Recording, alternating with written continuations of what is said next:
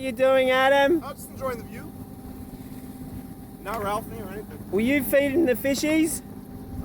Just a little.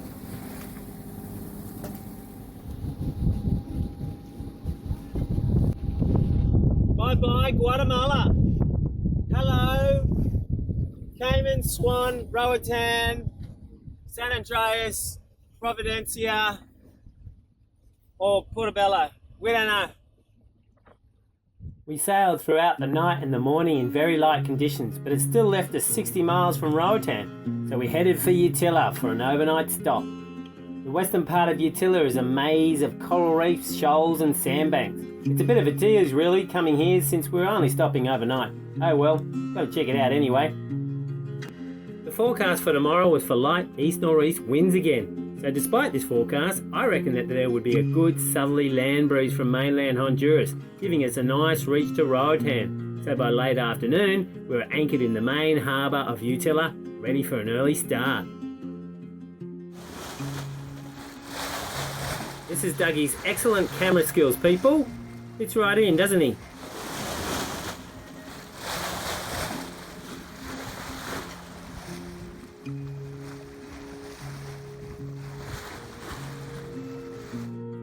Roatan. How gorgeous is this? The depth goes from thousands of feet to shallow in no time at all. So we sent up the drone to find the channel so we could get into the lagoon behind the reef.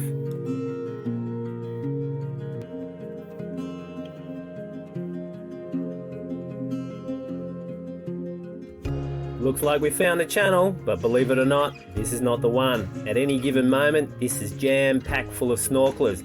So to go through here, we're liable to knock someone out. So we had to find something else. We're trying to get in through this cut to get in behind the reef so it's nice and sheltered. And also our dinghy can't motor too far to shore because it's got a really dodgy motor. How are we looking, Doug? We've got our GoPro expert here triangulating a piece of crap line with another line and a pole. I should be concentrating on this. How are we going, GoPro man? Don't kill us, Plukky. Sorry, fake pro man. Don't kill us. Alright, I'm gonna have to concentrate. Looking good. There is no real discernible channel here and it's a bit scary. Wow, this is getting super shallow. Bugger.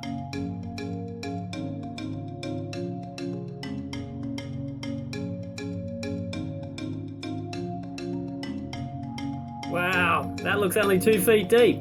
This is an example of what not to do, people. Having a GoPro dragging after you, showing you how you wreck the boat after the fact.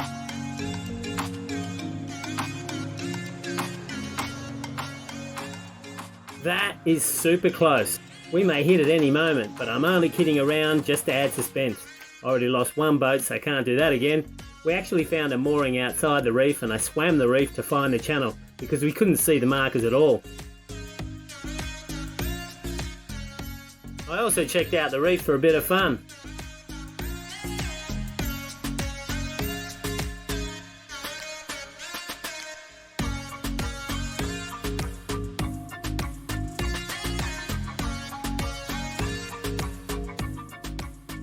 Whoa, that's one nice tasty snapper right there.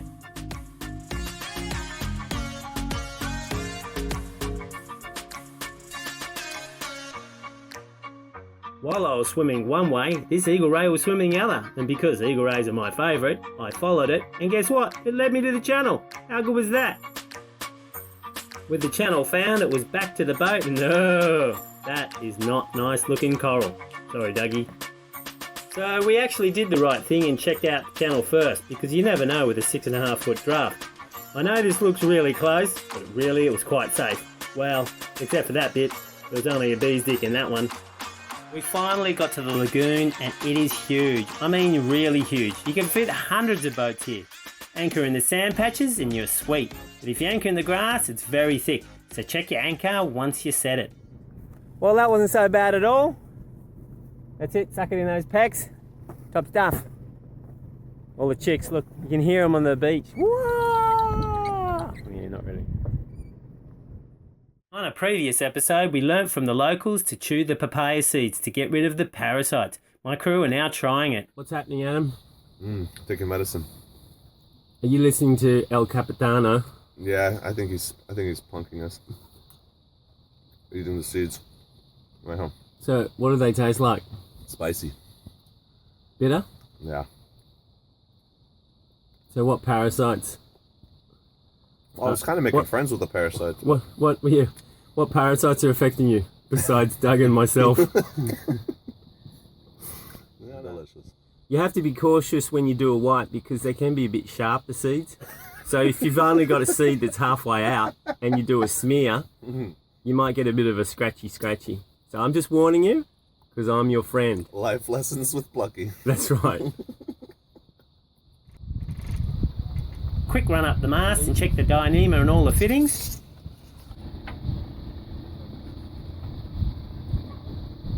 That looks good. Alright, keep on going. Looking good. Alright guys. Let's check out the channel from the air. Can you see it? This is proof that sometimes a drone will not help. Aha, this is the channel here, and it isn't really clear at all, is it? The west end of Roatan is essentially for the tourists, with about 100 dive companies crammed in a 1 mile stretch. I've never seen so many dive companies, but when you see the beautiful white sandy beaches, the clear blue waters, the reefs, and oh my god, the sheer drop-offs, it's an awesome diving destination. I thought I was becoming famous since everyone was looking at us motoring in, but Dougy pointed out that it was probably the very loud Chinese motor disturbing the peace. Bloody Dougy. Alright people, we've just got to Roatan. I don't even have to do selfies anymore because the wonderful Adam has volunteered his services. This is a place called West End. We're just going to chill out and try and find if there's a bus to Cox and Hole to check in. So let's go suss it out. West End is essentially one road full of shops for tourists, movie stars and backpackers. Maybe less of the movie stars and more of the backpackers. It was very laid back, with most people speaking English, so we didn't have to fumble around like we did back in Guatemala. Local humour, I like it. Top stuff. Let's keep on going. Check out the chairs. That's not too bad actually.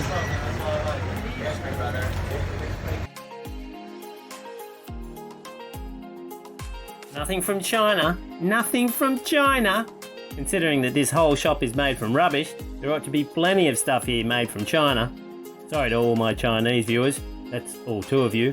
In fact, you're very disproportionate with respect to your population, people. Try to do better. That's very beautiful, fellas. I like what you've done with your hair, Adam. It's beautiful hair. I like that hair. Oh yeah. That rock is not an anchor. That's an anchor. Oh, you're talking about for the dinghy, right? Yeah. We'll come back and get it. Look at the size of this lure. My goodness. Built over the water. Far out. This is so touristy. It's like Isla Malhieres in Roatan. Wow. But it's a beautiful place. Nice clear water, nice coral, good coral. We've got a good anchorage. We haven't checked in. We shouldn't actually be here. We should be at Cox and Hole, but we've got a good excuse. We're catching a collectivo to Cox and Hole. If they catch us in the bar, well, we're waiting for the collectivo. And what's that? What happened? You have boat in West End? Yes. Boat. Yeah. Okay, good. It's first time here? Yes. Okay. Hey, what's up, man? Hey! Welcome to paradise. Yeah, it's The paradise. Pom Pom Island. Pom Pom Island. Now this is Pappy, our taxi driver. Quite possibly the most perverted taxi driver I have ever met. Apparently pom poms are for male clientele that visit, which he described in graphic detail. He didn't quite understand our rejection of his kind offer, for females that is, me explaining that I am married now, which essentially means mine are kept in Margarita's purse. A very large purse, yes, I'm glad you agree. Well, with a very small zippered section. His stories, though, just kept on going and going. She calling you, hi papi, I love you, hello. And you come out, what happened? Boom, boom, boom, boom. I'm not sure if he was hammering in nails or what was happening really, but the story kept on going on and on and on, and on and on, and on and on. Anyway, lots of hammering and nails later, we finally get to the end of the story.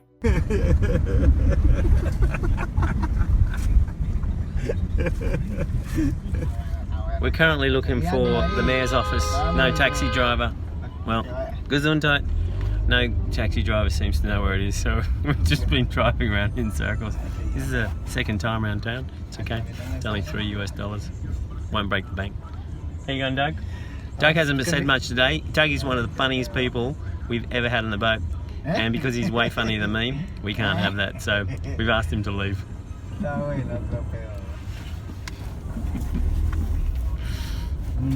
Oh, Jesus. This is just, see what happens on a boat for 3 days? I kind of understand it. I am adorable. Okay. Okay, we're looking for a yellow building. Yes, I know. If it had had teeth, it would have bitten my head right off. And then the yellow building sent us to the blue building.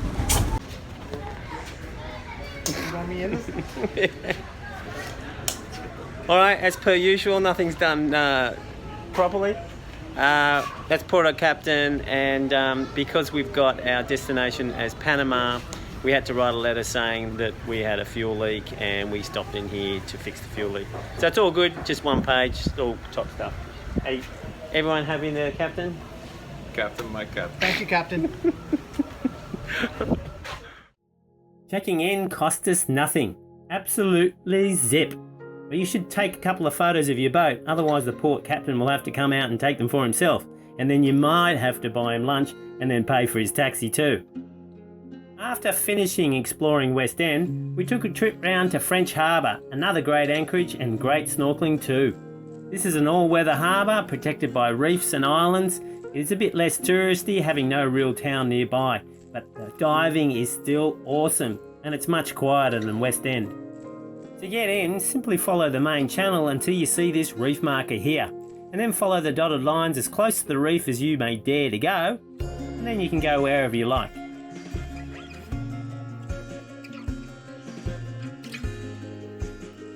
To get to the shops, go back the way you came and go to the next bay along, and you will find the dinghy dock right here. A small donation to the blind kid is appreciated, it's really not that much, and then you walk up the hill and get to the road where there's a small bunch of shops. But a greater variety can be had in Cox and Hole for a bus fee of $1, which is only about 20 minutes away. We got a good weather window, so we ducked into town to clear out, only after spending 4 days in Roatan. Wish it was longer, but we had an agenda. It's editing time yet again. Why have I got my hand in the air? It's to stop the glare from the window. Top stuff. I should say something about the bribe situation in Roatan.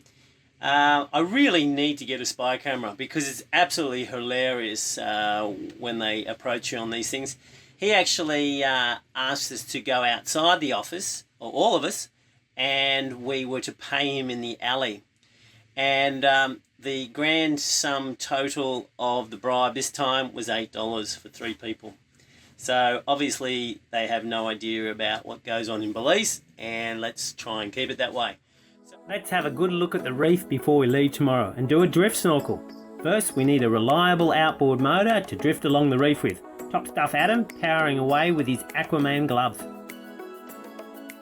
This is a large elkhorn coral with some not so blue tangs because of the lack of sun. And here is our swimsuit model for today, Adam. Kick bigger and harder, check. You're welcome, viewers, you're welcome. The whole of Roatan is a marine park and there are tons of fish. The only spearfishing allowed is for lionfish, and you need a special Hawaiian sling and a permit to be able to do it. Dougy is trying very hard to find nice things to show on camera, just to make up for the lack of mermaids. Try harder, Dougy. Try much, much harder. 2 minutes on the reef. Ready? Here goes. And here we have a parrotfish, called a parrotfish because they got a mouth like a parrot. Snapper here because they snap at any smaller fish. Cleaner wrasse at a station because they clean other fish here and they also like catching the bass. Crayfish here too, and they are crazy. Elkhorn garden, because there's a lot of them. Lionfish here that have absolutely no respect for gravity, swimming any which way they like. A crab in coral, called, you guessed it, a coral crab. Coral shaped like, well, you know. Plastic, check.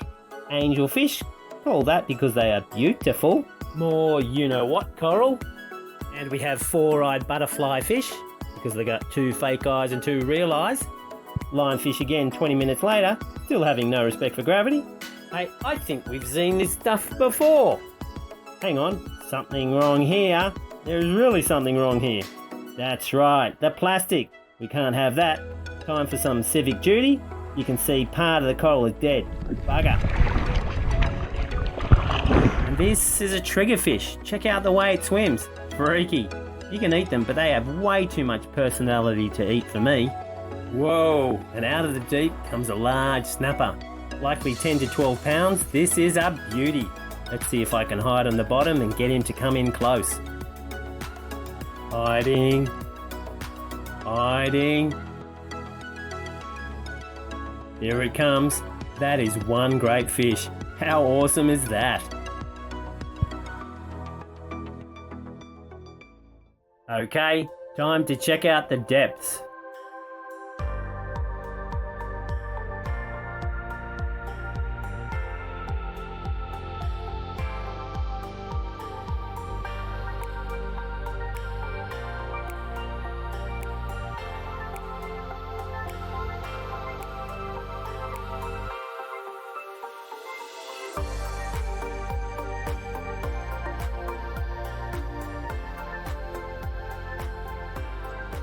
It was so awesome we hung around till dark to go for a night dive. Of course we were unprepared, no dive torches, check, so we just thought we'd see what we could see. Well, not much, but maybe we might see a Noah. And if you don't know what that is, that's Noah's Ark, which is rhyming slang for shark.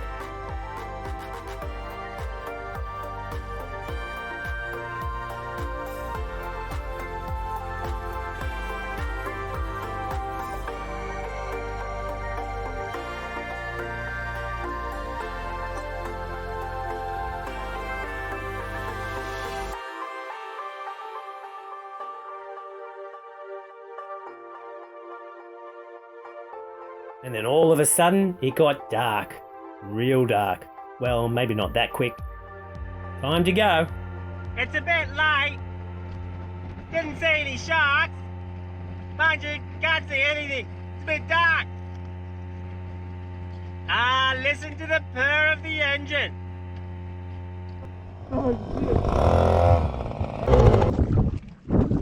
Oh, bugger. Time to swim.